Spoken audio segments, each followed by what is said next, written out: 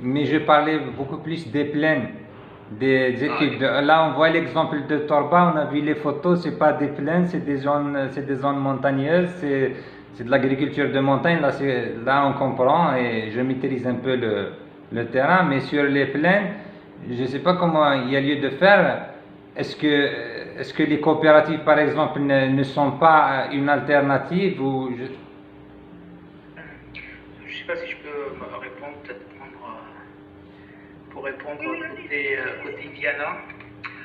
Effectivement, clairement, nous, on est parti étudier les zones les plus productives. C'était un choix de notre part. Les plaines irriguées, donc c'est là où vraiment l'intensification est importante. Et l'objectif pour nous, c'était d'aller voir dans ces zones vraiment intensives pour voir s'il n'y avait pas quand même des pratiques, on va dire, une gestion raisonnée des ressources sur laquelle on peut construire et essayer d'améliorer finalement cette agriculture intensive. Donc c'est pas du tout une agriculture marginale, là, effectivement, c'est une agriculture montagne. Ensuite, sur comment intégrer l'aspect social, je pense que nous, on l'avait intégré par la question des logiques.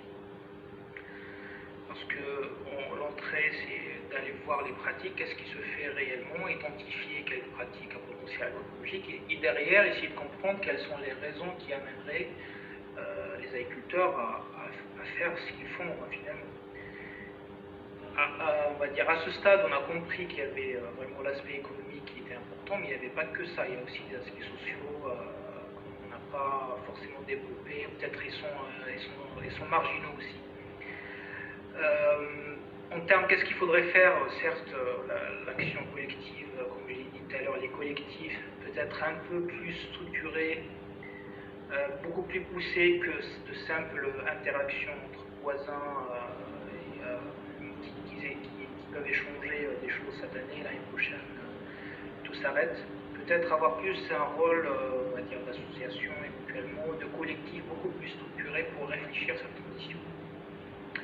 Et d'où le rôle des associations comme celle de M. Mahal qui vient d'être présentée, ça peut avoir son rôle effectivement. Très bien, merci pour votre réponse. Je crois que tu as quelque chose à ajouter. Ce que je voulais dire, c'est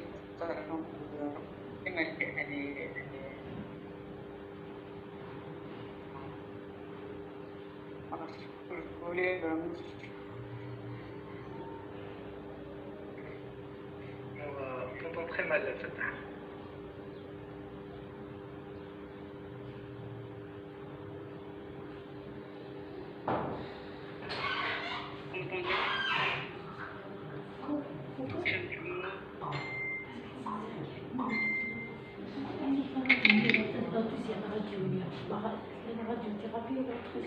La thermothérapie, non la thymothérapie. Parce que nous savons que la thymo, peut faire la thermo.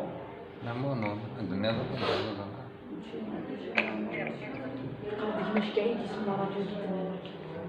voulais ajouter par rapport à ce qui est développé par Hicham, la réponse revient un peu sur la critique en fait, et elle parlait du social.